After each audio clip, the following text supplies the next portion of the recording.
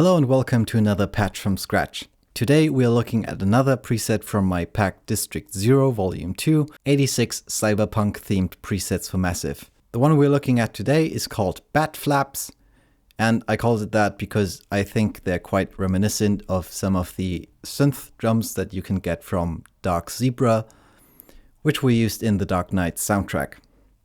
First of all, to give you a little demo, this is what they sound like.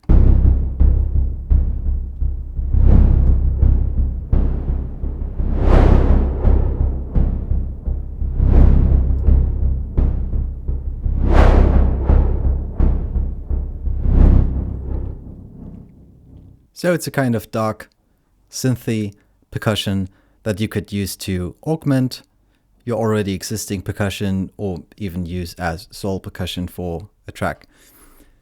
And as we did with the previous one, I'm going to break down this patch bit by bit, and we'll start with the most basic elements and work our way up to the preset as it is in the pack.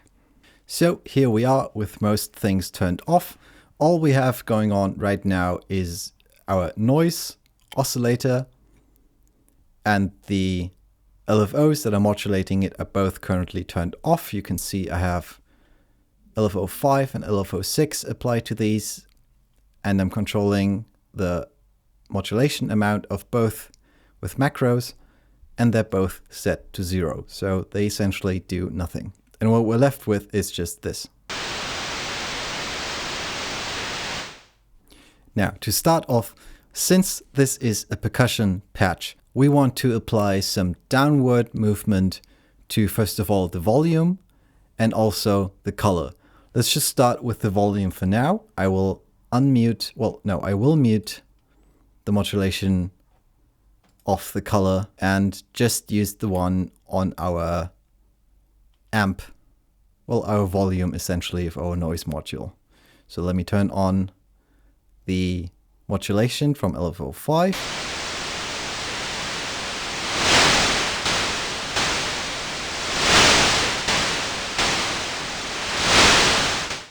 And that is what we get.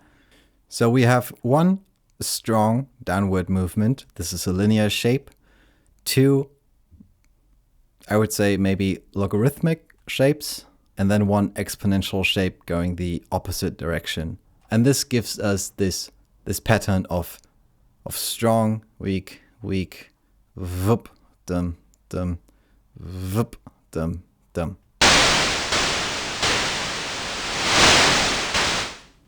Now, as you might see, I have another macro going on right here, which is on this amp mod. And if you look closely, you can see that these two columns, they have these buttons that are associated with it.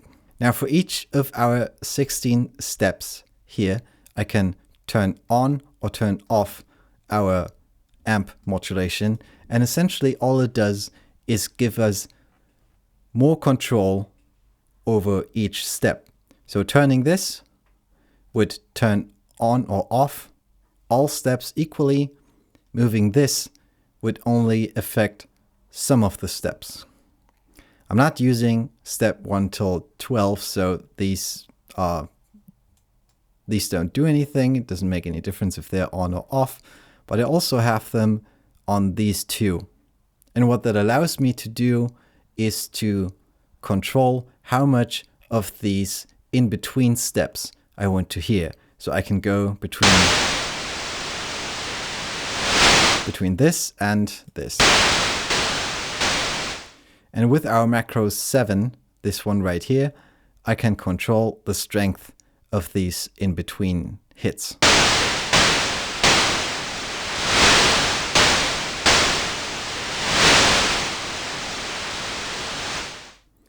Which is just a nice little way to give you some more pattern variety. Next up, since just modulating the volume of our noise itself isn't that interesting, we can also modulate the color of these hits. As with most drums or percussion instruments, you have the most high frequency content at the start of the hit, and as the skin slowly settles back to its resting position, the high frequency content will naturally decay. So we can emulate this by modulating our color from our noise module as well. And that will sound like this.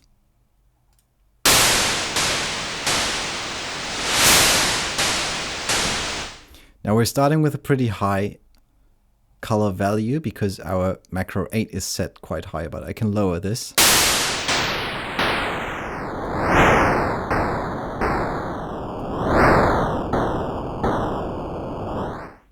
Now that in itself still doesn't sound very good, but we can keep going. Now the movement I was getting from just this one LFO wasn't interesting enough.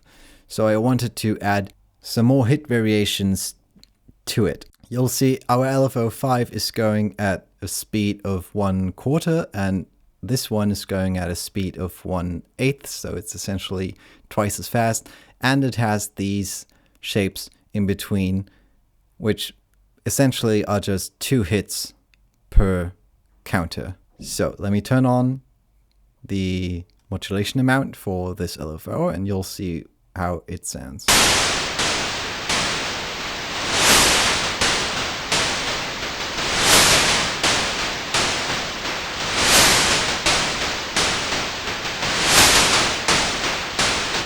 So even though they're both being applied to the volume of our noise module, to me it sounds like there are more players, and so you have group A playing this shape or this rhythm, and then you have group B playing this rhythm, which just gives it more variation, makes it more interesting over time. There's more going on, but still the color of our sound hits isn't that great. So next up, we would go to our filters. So I have 2 filters going on. They are set to almost completely parallel mode, but this isn't that essential. I just did it like this to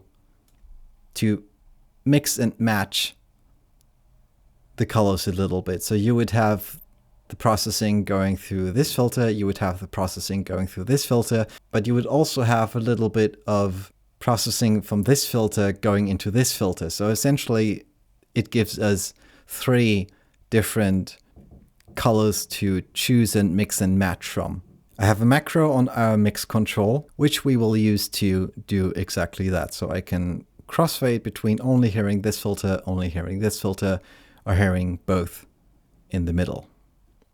So let's listen to each one independently first.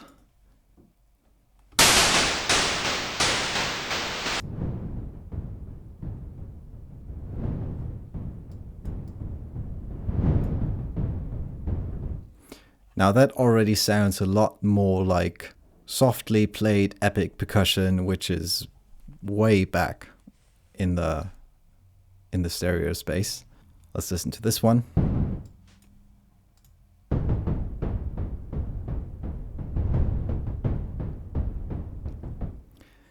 Similar, not quite the same. On this one, I also applied both movements. On this one, I only applied one movement. If I had had more modulation slots for each parameter, I would have put both on there, but I wanted the control that this sidechain macro gives me. So let's go back to this one for a little bit. So we have this movement going in tandem with our volume movement, but since I can control this one independently of our volume, that gives us a lot more flexibility as well. So this is on macro 2 is sidechaining the modulation amount of LFO 5, and that is down here.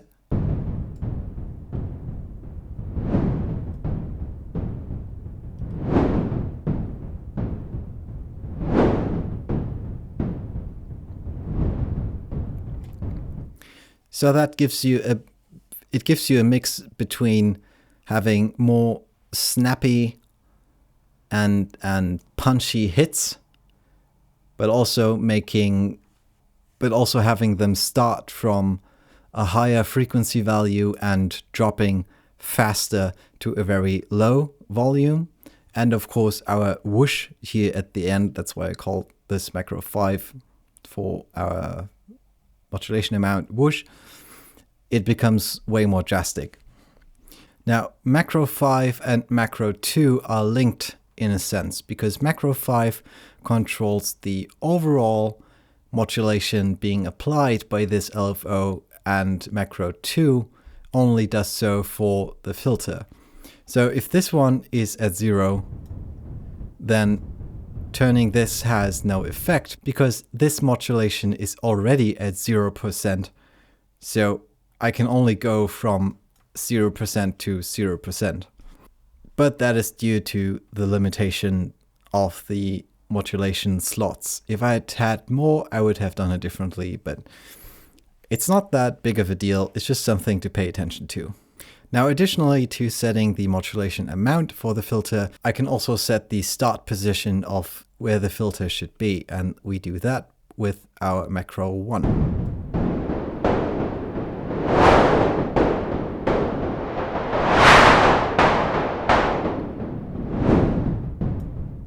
So all these controls, they do similar things, but they're not quite the same. But by utilizing them all, you can get a lot of variation. So let's have a listen at filter 2.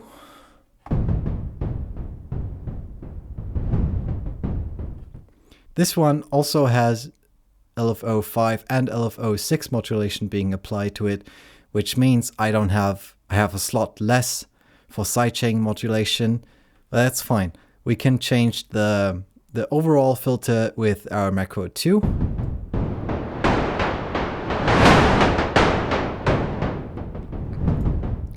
And of course also how much of our LFO 5 and how much of our LFO 6 is supposed to be applied to this.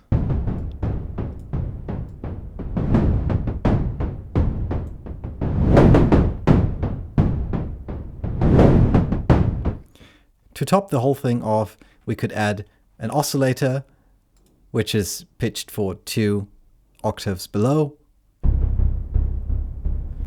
just to give the whole thing a bit more low end. You'll see that this oscillator follows the same kind of movement as our modulated noise, and that is just to emphasize the idea that there's a drum being struck here. So everything more or less moves in the same way. And there are no hard rules on how much of this LFO you should have and how much of this one, and maybe they should go in different directions and whatever. This is all just trial and error. So don't think too much about that. If you were to design a similar patch, you could definitely do it differently. You could have this way more drastic.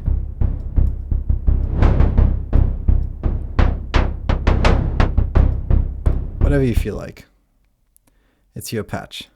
But lastly, let's take another insert. In this case, it's a clipping module, which just applies clipping distortion. And that's just to give the sound a little more oomph, if you know what I mean.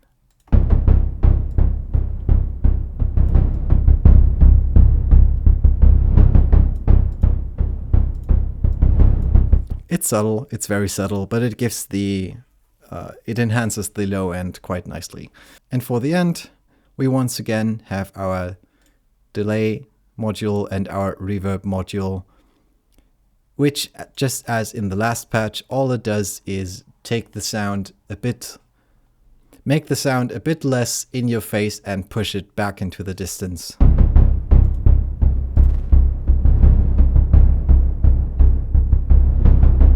And of course it spreads the stereo field quite nicely. Makes it seem like there are more drums because they're being delayed. So I think that's pretty much all there is to say about this preset. The preset itself is not that complicated, but what makes it interesting are these rhythmic movements and how they interact and play together. And if you feel like you want to do something similar, I would advise you take a sound source, any sound source. It can be noise, it can be an oscillator, it can be a self-pitching filter, whatever you can think of, and apply some performance. Well, they call this the performer. Apply some of that to it, try out different shapes, find something you're happy with, and then build a patch around that. But that's all I have to say for this one. My name is Max Christensen from Observant Sound. If you like this sound and the one from the tutorial before, then you can get this pack at my website, which is observantsound.com. If you haven't already, I would love for you to subscribe. I'm going to make more videos like this. And I would also love to know what kind of sounds you would like me to do, what presets you found really interesting and would like to know how they work and why they work. I always listen to feedback. I try my best to answer to every comment as soon as I see it. So I would love to have you join our little club. That's all from me for today. I'm out and see you in the next one.